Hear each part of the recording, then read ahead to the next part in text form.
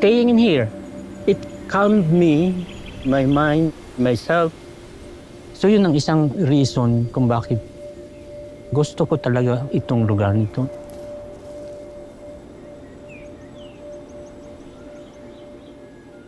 But during that period of formation of this house, that's why I buy a lot of mga books to guide me. Timo si Andrew Wyatt, pati siya timo yung interior ng bahay saka outside. May isang work siya, nakagayon, window. Tapos si Helga natutulog. Parang ano yung nasa isip ni Helga at ano yung nasa labas ng outside. Just imagine that connect. Oh my God. Di ba ang lalim? Subliminal seduction. Oh, that's it. My ideas are part of my expression of myself. Kasi nga, even the medium that I'm using, modern twist at modern silhouette nung ginagawa ko. So I combined industrial material with natural material. That's the concept.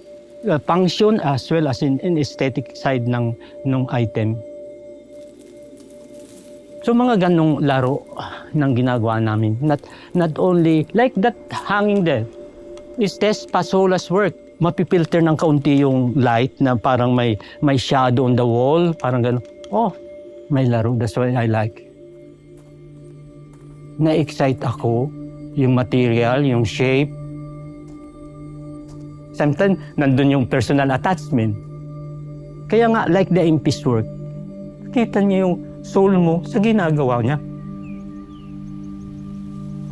Yung fluidity, hindi mo sabing stiff.